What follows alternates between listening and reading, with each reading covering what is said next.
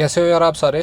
तो अभी लेटेस्ट एक न्यूज़ आई है पाकिस्तान की तरफ से, पाकिस्तान या बलूचिस्तान की तरफ से, और न्यूज़ ये है कि बलूचिस्तान में बलूचिस्तान लिबरेशन आर्मी जो ये मेक श्योर करती है, जो बलूचिस्तान के फ्रीडम के लिए लड़ती है, उसने बलूचिस्तान के एक शहर को टोटली अपने कंट्रोल में ले लिया। और उस शहर का नाम है सुराब। सुराब एक ऐसा शहर है जो बहुत ही स्ट्रेटेजिकली इंपॉर्टेंट है, जरूरी है, और वह मैं आगे समझाऊंगा कैसे। पर इन्होंने कंट्रोल में कैसे लिया कि कोई भी जो स्टेट होता है या डिस्ट्रिक्ट होता है वो कैसे चलाती है गवर्नमेंट, या तो वो अपने डिस्ट्रिक्ट मजिस्ट्रेट के यहाँ से चलाती है, मतलब डीएम चलाता है उसको। कहने का मतलब ये है कि जितने भी कार्यालय होते हैं या एडमिनिस्ट्रेटिव ऑफिसेस होते हैं वो सारे के सारे जो हैं वो ही तो गवर्नमेंट को रिप्रेजेंट करते हैं। तो बलूचिस्तान की लिबरेशन आर्मी ने, बीएलए ने, ये सारे जो भी ऑफिसेस थे, बैंक थे, जितने भी ऐसे ऑफिशियल जगह थी, सब अपने कंट्रोल में ले लिए। और 12, 15, 20, 25 लिबरेशन आर्मी के लोग थे जो घुस गए और उन्होंने पूरा कंट्रोल ले लिया। और अगर आप उनकी वीडियोस वगैरह देखोगे ना तो आपको रियलाइज होगा कि ज़्यादा कुछ उनको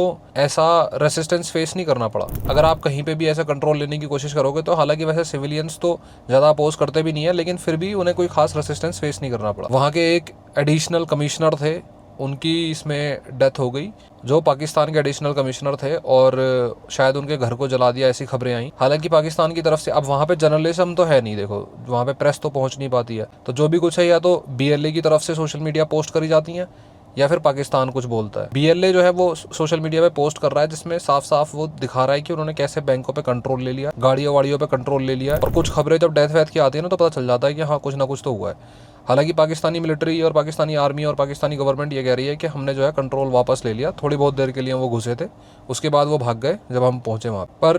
कोई भी बात का भरोसा करना श्योरिटी के साथ ज़रूरी नहीं है कि उन्होंने कंट्रोल ले ही लिया हो। बहुत हाईली प्रोबेबली है कि लिबरेशन आर्मी ने उसका कंट्रोल ले लिया हो। कंट्रोल लेके वो फ्रीडम अनाउंस कर दिया होगा उन्होंने कि ये हमारा एरिया है। अब सवाल ये आता है कि सुराब शहर ही क्यों।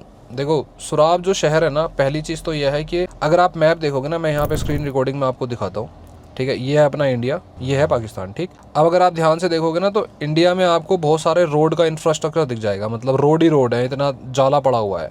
इनफैक्ट हमारे तो थार डिजर्ट में भी अच्छी खासी रोड है। जब आप पाकिस्तान में जाते हो ना तो पाकिस्तान के कुछ ऊपर के एरियाज़ में आपको इतनी सारी रोड दिखेंगी, लाहौर, फैसलाबाद, मुल्तान की साइड, लेकिन इधर आते ही बलूचिस्तान की साइड आपको बहुत ही गिनती की रोडें दिखाई देंगी। अब गिनती की रोडों में ये वाला स्पेशल रीजन, ठीक है, यहाँ आपको क्वेटा दिख रहा है, क्वेटा से आने वाली एक ही रोड दिख रही है, बड़ी सी एक ही हाईवे है, इस N25 आ रहा है, ठीक है। N25 आगे जाके यहाँ जहाँ थोड़ा सा आपको दिखा भी नहीं होगा, अजीब सा लगा होगा, यहाँ से ये N85 में कन्वर्ट हो गया, और एक ये रोड जा रही है जो है सुराब का बाईपास। ये देखो सुराब का बाईपास है, सुराब का बाईपास, इसका मतलब सुराब यहाँ पे है। अब ये रोड आ रही है क्वेटा से, आगे जाके कहाँ जाती है ये, आगे ये जाती है सीधे अरेबियन सी में, ठीक है। और अरेबियन सी में भी कहाँ जाती है, ग्वादर पोर्ट पे। ये जो पोर्ट है, ये सारे जितने भी दिख रहे हैं ना आपको, ये पोर्ट ही है अरेबियन सी के पास। तो वहाँ पे भी एक जो है अपना ग्वादर पोर्ट है इनमें से। तो इससे इस बात का जवाब मिलता है कि सुराब शहर ही क्यों। सुराब शहर इसलिए क्योंकि क्वेटा जो बलूचिस्तान की कैपिटल है, और क्वेटा में जो सामान आएगा ऊपर से, मतलब पाकिस्तान की साइड से, पंजाब से, इस्लामाबाद से, यहाँ से, वो क्वेटा होते हुए ही हाईवे को पास करके सुराब से निकल के ही आगे ग्वादर पोर्ट जाता है। और ग्वादर पोर्ट जो है ना वो सी पैक मतलब कि जो चाइना पाकिस्तान कॉरिडोर है ना, ट्रेड रूट है, उसका सबसे वन ऑफ द इम्पोर्टेंट शहर है, जहाँ पे ट्रक वगैरह जो होते हैं वो अपने तेल वेल भरवाते हैं, रेस्ट करते हैं। बड़े बड़े ट्रक चलेंगे तभी तो ट्रेड होगा। लेकिन कहानी और भी ज़्यादा है। एक्चुअली इस टाइम पे जो बलूचिस्तान लिबरेशन आर्मी है, वैसे तो क्या ही फ़र्क पड़ता है, बांग्लादेश भी ऐसे ही बना था, तो बलूचिस्तान लिबरेशन आर्मी है वो इस टाइम पे क्यों सुराब शहर पे ही उसने कब्जा बनाने की कोशिश करी, क्योंकि ये जो सी पैक कॉरिडोर है ना, ये सिर्फ पाकिस्तान में सामान भेजने के लिए नहीं है चाइना का, ये एक्चुअली बहुत बड़ा प्लान है चाइना का, जो वो करना चाहता है अपना ट्रेड ढंग से चलाने के लिए।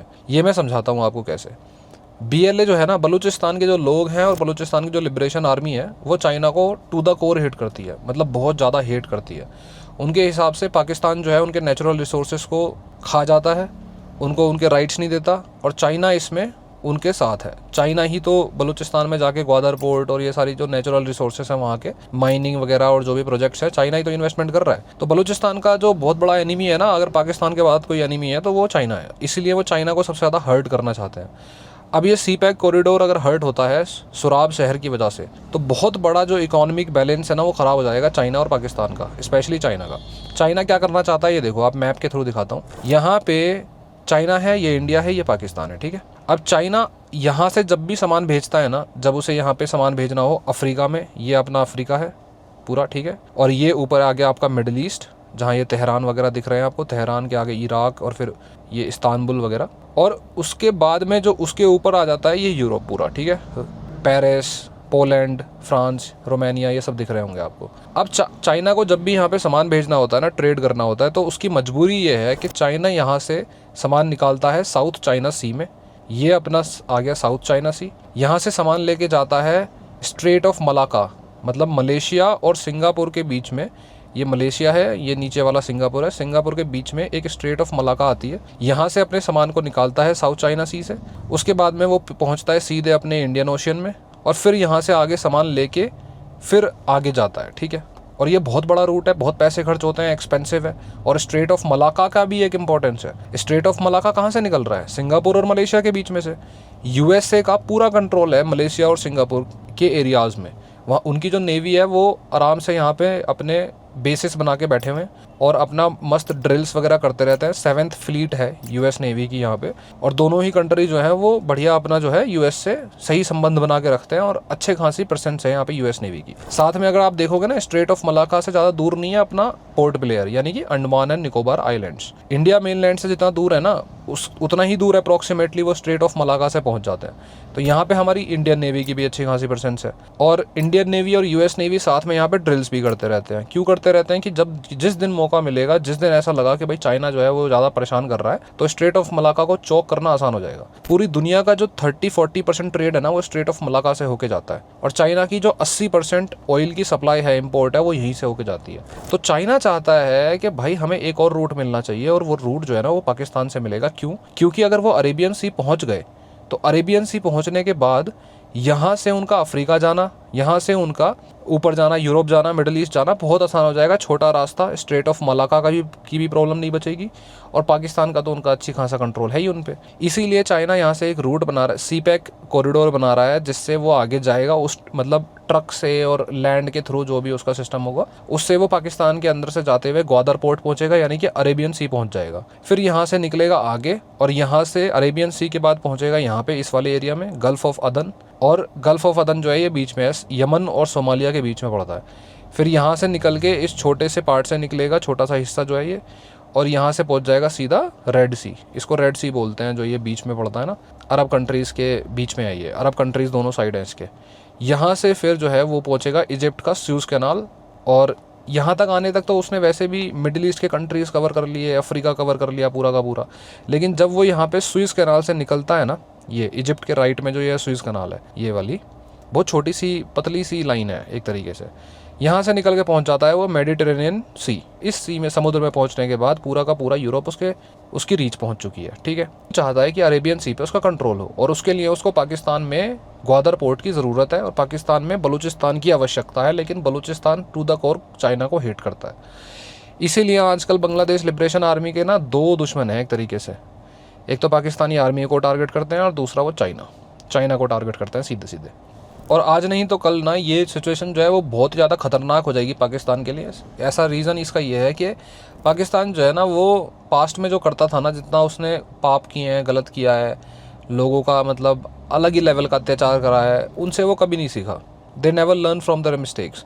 बांग्लादेश का क्रिएशन क्यों हुआ? क्योंकि भाई तुमने उनके हक ही नहीं दिए। उनका प्राइम मिनिस्टर बना था, तुमने उनकी तख्ता पलट कर दिया कि उनका प्राइम मिनिस्टर नहीं होगा भाई, पाकिस्तान का प्राइम मिनिस्टर होगा, बांग्लादेश का नहीं हो सकता। वही सिचुएशन है बलूचिस्तान में कर रखी है। वो गलतियों से सीखता नहीं है, बलूचिस्तान में वही सिचुएशन है। इनको ऐसा लगता है ना कि इंडिया जो है वो बलूचिस्तान को हेल्प कर रहा है, तो ये गलत बात है, इंडिया गलत है। भाई पता है प्रॉब्लम क्या है? जड़ तो पाकिस्तान की एस्टेब्लिशमेंट ही है। जड़ क्यों है? देखो, ना तो आप बलूचिस्तान के राइट्स को मारते, ठीक है, अगर आप बलूचिस्तान के हक ना खाते या उनके डिस्टर्बेंस ना करते, आप सब में बराबर बांटते ना, तो आपकी इकोनॉमी ग्रो करती तो आपको टेररिस्ट ऑर्गेनाइजेशंस की बिल्कुल जरूरत नहीं पड़ती, ठीक है। वो ऑटोमेटिकली आपका मुद्दा कश्मीर का सॉल्व हो जाता। आप अपने घर रहो, हम अपने घर रहेंगे, हम अपना खाएंगे, तुम अपना खाओ, लेकिन वो तो खैर पुरानी बात हो गई। अब कश्मीर का मुद्दा सिर्फ पीओके का है। तो टेररिज्म का भी जरूरी नहीं पड़ता इनको जबरदस्ती उनको सपोर्ट देना, जरूरत नहीं पड़ती यार। दुनिया में इतने सारे इस्लामिक कंट्री हैं, बहुत सक्सेसफुल इस्लामिक कंट्री हैं, कोई टेररिस्ट ऑर्गेनाइजेशन को पनाह नहीं देता। पाकिस्तान उसको पनाह नहीं देता टेररिस्ट ऑर्गेनाइजेशन को। हो सकता था कि इंडिया और पाकिस्तान जो है वो अच्छे दोस्त होते और ना ही उन्हें चाइना की जरूरत पड़ती। चाइना वैसे भी कोई दोस्त नहीं है किसी का, वो किसी का सगा नहीं है। यही तो बलूचिस्तान लिबरेशन आर्मी चाहती है कि इनका जो चाइना का इन्वेस्टमेंट है ये टोटली खराब होना चाहिए। उसके बाद जब चाइना